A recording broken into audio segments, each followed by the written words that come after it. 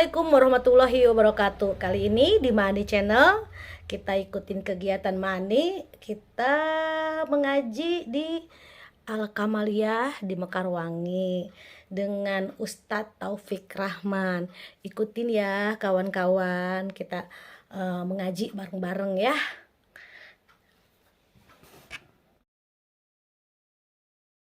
Baik Ibu, ya sampai di sini kalau ada hal-hal yang sekiranya ditanyakan, ya silakan diatur teh. Nah, ya 3 pertanyaan ya, silakan.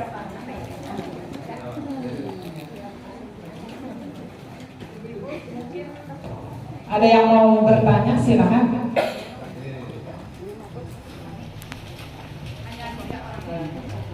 Assalamualaikum warahmatullahi wabarakatuh. Nama saya Bunda Ustaz. Ingin bertanya mengenai memaafkan.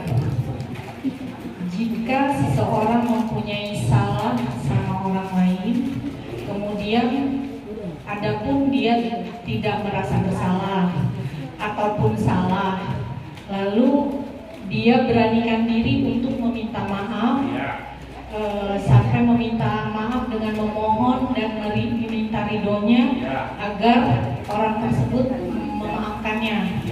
Akan tetapi orang tersebut tidak mau memaafkan kita, Ustaz. Sampai dia mengucapkan kata-kata, saya tidak akan mau memaafkan kamu jika hati ini masih sakit, dan apabila saya memaafkan kamu maka saya akan berdosa. Dia bilang begitu. Lalu saya ingin membalikan, ada dalil dari mana gitu ya Ustaz. Sampai akhirnya ya udah, jika memang tidak dimaafkan, kita pun setidaknya sudah mau mengakui ataupun tidak kalau kita memang tidak bersalah, tapi kita beranikan diri lah Ustaz untuk memohon maaf dan meridhoinya. Nah, pertanyaannya Ustaz, masih apa ya? Saya tuh masih bersalah gak sama dia gitu Ustaz? Sampai ke dunia akhirat lah. Jika memang saya itu sudah minta maaf, memohon ridho, tapi dia tetap kekeh dengan pendiriannya, tidak mau memaafkan saya. Udah cukup sekian, terima kasih Ustaz pertanyaan dari saya. Ya, terima kasih Bu Neneng. Lihat di Quran surat ketiga, juz ketiga ayat 134. Ya, surat Ali Imran ayat 134. Di situ ada firman Allah yang berbunyi, ya, kalau dari lengkapnya dari 133. Wasari'u ila maghfiratin min rabbikum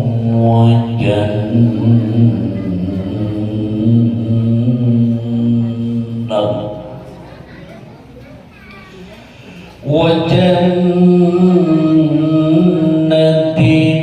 arduha as-samawati wal ardu u'iddat lil muttaqin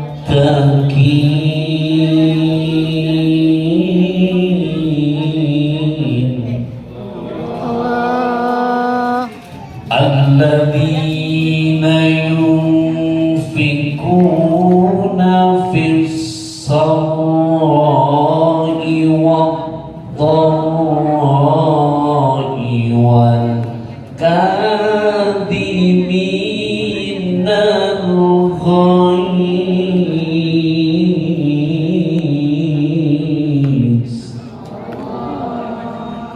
wal kadhimina al-ghaiz wal 'afina 'anil nas.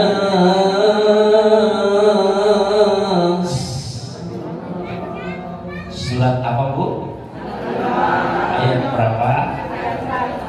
133 dan 100. Untuk pertanyaannya, masuk ya 134. Jadi cirinya orang yang sukses takwa ya, satu, alladzina yunfikuna bis-sarra wad-dharra.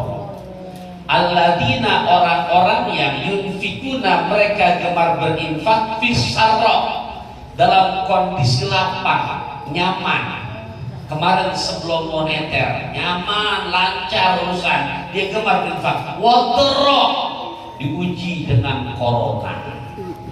Semua jadwal batal. Allah lihat, inti lagi sempit, berani nggak berinfak? Oh ternyata makin berani. Tuh, wasbisar wadharra wal kaziminal ghaidha.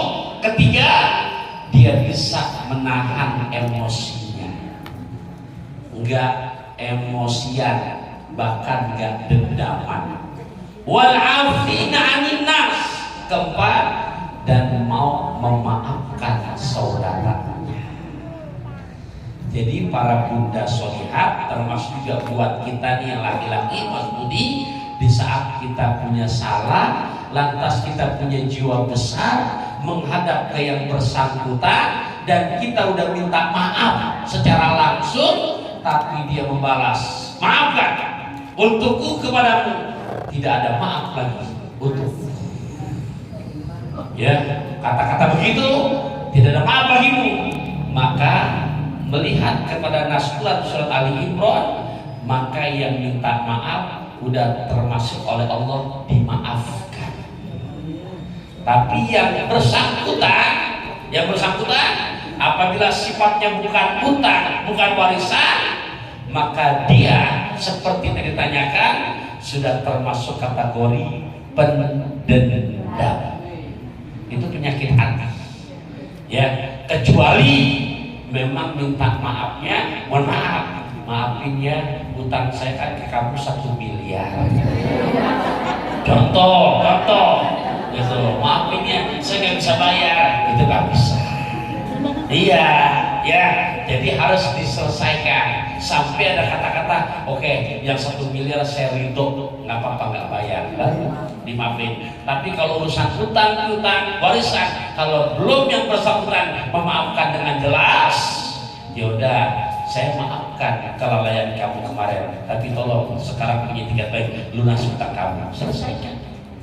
Silakan bicarakan secara kebersamaan keluarga. Saya nggak bisa bayar langsungnya, saya nyicil. Silakan, tidak apa-apa. Yang penting kamu ada etikat buat melunasinya sampai selesai baru. Tapi kalau urusan sifatnya menyakiti ucapan, perkataan, maka di saat kita sudah minta maaf, maka kita tergolong sudah masuk kategori oleh Allah dimaafkan. Adapun saudara kita yang kebawa tadi itu sifat emosional, bahkan dengki, dendam, hasad, nah itu tergolong udah kebawa nafsul amarah. Kalau dia ngaji penyakit hati nggak akan terjadi begitu. Pasti yang seperti itu belum memahami bagaimana penyakit hati. Gitu Bu Neneng, jelas ya? Nah, silakan, yuk 2 lagi. Nah, mana yang kedua? Silakan.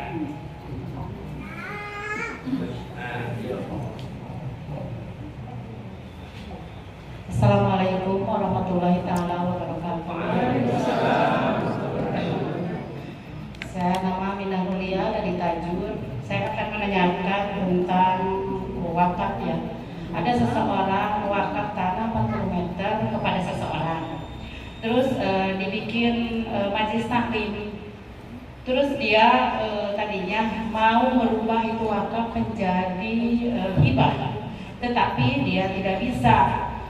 Dia udah menikah, terus sama anaknya dirubah menjadi hibah. Dan menjadi hibah itu tanah tersebut jadi 100 meter, jadi ngambil sisi kanan kiri gitu, depan belakang. Bagaimana itu hukumnya? Sedangkan itu dipakai majelis taklim. Begitu Pak. Wassalamualaikum warahmatullahi wabarakatuh.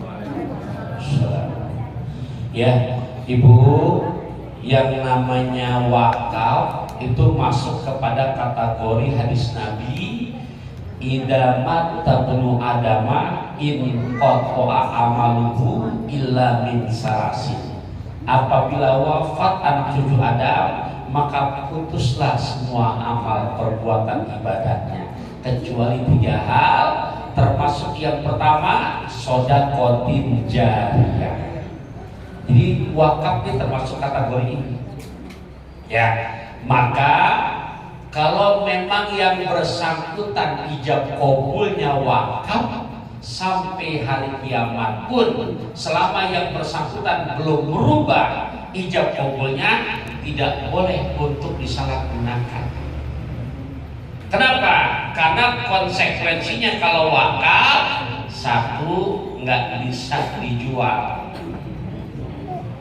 Kedua, tidak bisa untuk memanfaatkan buat kepentingan pribadi. Jadi sampai hari kiamat tidak akan pernah berubah wakaf. Tapi di saat hibah lain halnya. Kalau hibah, contoh ya, saya dapat hibah dari ibu 100 meter. Itu dari hibah itu saya bisa balik nama jadi nama saya, sertifikat pribadi. Dan hibah yang misalkan saya terima rubah nama saya, itu nanti begitu saya wafat boleh diwarisi nama anak saya, memakan harta warisan dari orang tuanya yang padahal awalnya dari hibah. Nah, oleh karenanya konsekuensi azab niat almarhum atau almarhumah yang sudah wakaf sekarang sendiri masih sekali bagus kepake. Seperti yang penerima wakaf namanya nazir, dia tidak boleh untuk memiliki. Ya. Nah, kalau sekiranya banyak yang khilaf nih, gitu kan? Karena kebetulan wakafnya udah lama dan yang mewakafkan udah meninggal dunia, gitu kan? Akhirnya baru sebatas akad, ya, belum jadi sertifikat, makanya bisa dirubah jadi hibah. Maka yang berdosa, yang nazir itu, yang berbuat, mohon maaf, ya culas atau jahil itu. Nah itu gimana? Ya itu makan harta wakaf namanya. Ya Bu, ya makanya tolong ini yang namanya wakaf. Kalau hibah, lain nggak bisa. Kalau wakaf udah nggak bisa dimanfaatin untuk kepentingan pribadi. Majelis salim udah majelis salim aja. Nggak bisa. Ini bawahnya majelis salim, atasnya rumah. Nggak bisa tuh.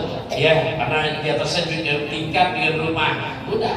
Kecuali yang menempati, misalkan memang tukang merbot atau yang sebagai perawat di sini.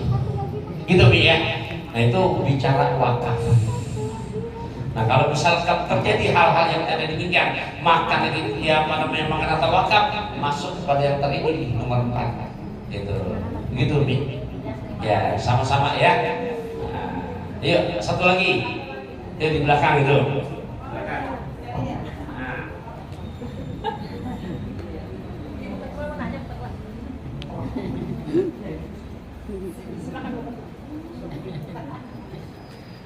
Assalamualaikum warahmatullahi wabarakatuh. Abi hatur nuhun. Ini Abi itu sebenarnya baru pulang umroh tadi malam. Alhamdulillah sudah menyempatkan waktu mengisi kajian di Majelis Taklim. Kita doakan semoga Abi selalu sehat dan selalu Amin. Masya Allah pulang umroh tadi malam ya Abi. Abi saya mau nanya, ada seorang ibu yang selalu nyumpahin anaknya, secara anaknya itu udah berbakti banget gitu lah sama ibunya. Nah itu gimana Abi?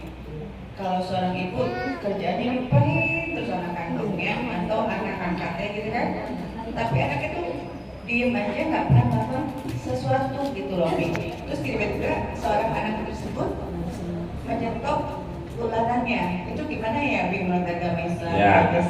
Baik. Quran surat ke-31 juz 21 ayat 15. Ya. Quran surat ke-31 surat Luqman juz 21 ayat 15. Silakan dilihat. Di situ ada firman Allah yang begitu indah, Ya, Bismillahirrahmanirrahim. Wa in jahadaka ala an tusyrika bima laysa laka bihi ilm fala tuti'huma wa sahibhuma fid dunya ma'rufa. Ya, itu kurang lebih di situ surat Luqman ayat 15. Sudah tahu ya? Di situ kita lihat wa in jahadaka, dan jika kedua orang tua kamu memaksa kita anaknya ala antusrika bi, untuk menyekutukan Allah, untuk keluar dari agama Islam. Orang tua yang memaksa, maka kata Quran fala tutihuma, maka janganlah kamu patuhi kedua orang tua kamu. Ya, tak apa-apa hujan di luar kok. Nah, ya, sendal kita rada-rada sedikit, insya Allah jadi saksi besok ya. Ya. Nah, maka janganlah kamu mematuhi orang tua kamu. Tapi lihat ujungnya di situ. Wasohibuhuma fid dunya ma'rufa, dan pergaulilah kedua orang tua kamu di dunia dengan cara yang baik. Jadi orang tua dan mertua yang punya sifat ama anak mantu, kadang di depan lain, di belakang lain, kadang ada. Ya, dan kita anak mantu tahu nih dengan sifat orang tua atau mertua kita. Tapi jauh sepaket tuh orang tua dan mertua. Kadang ada mertua yang percis seperti ilmu belangkon, depan rata, belakang pelin. Belangkon, depannya rata nggak tuh? Tapi belakang gimana? Ada yang begitu. Bu, ada yang gitu. Dan kita anak mantu tahu. Lah, ibu, kalau kita tahu yang begitu, baik itu orang tua atau mertua kita, jangan kita lawan begitu lagi. Justru itu menjadi ladang, menjadi kesempatan untuk doa kita paling cepat dikabulkan.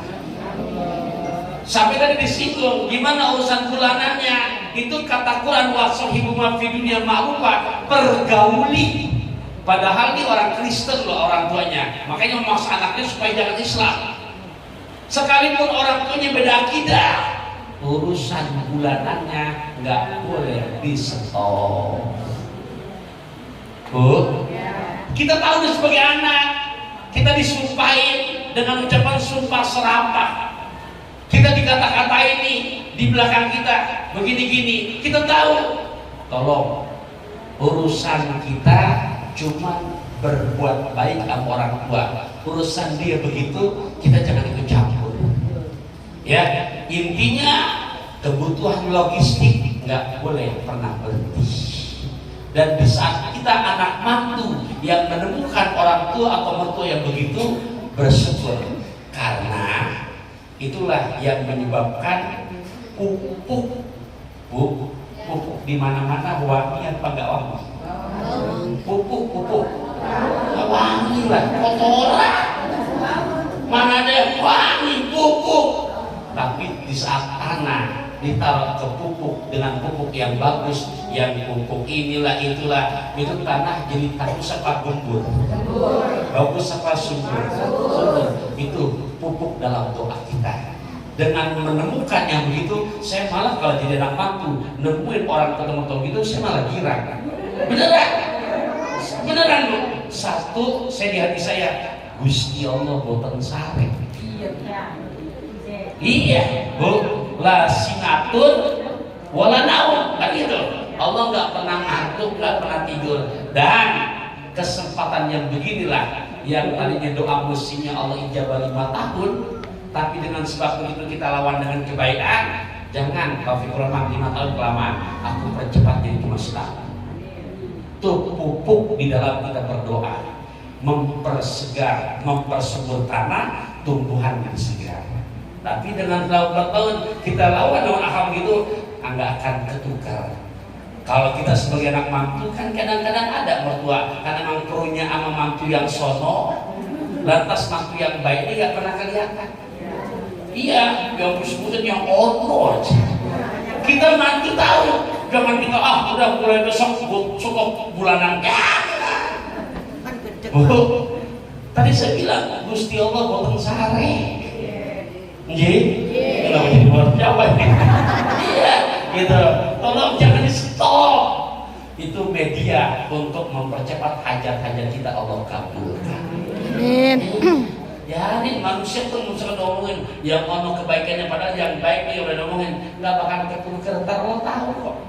Jadi begitu ya. Ini bukan kata Abi tapi berdasarkan Quran surat Luqman ayat 15. Jangan pernah nyetop logistik kita sama orang tua. Kalau perlu tambahin. Terserah tuh uang di mau robek nomor 17 ya.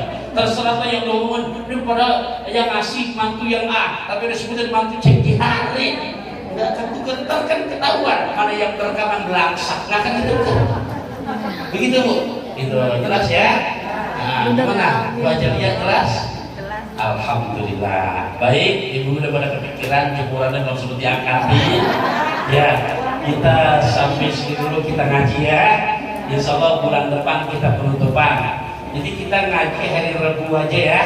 Maksudnya waktunya pagi kayak tadi, saya jam 9 ngisi gitu. Mudah-mudahan insya Allah bulan depan nanti kita lihat koordinasi sama Bunda ya.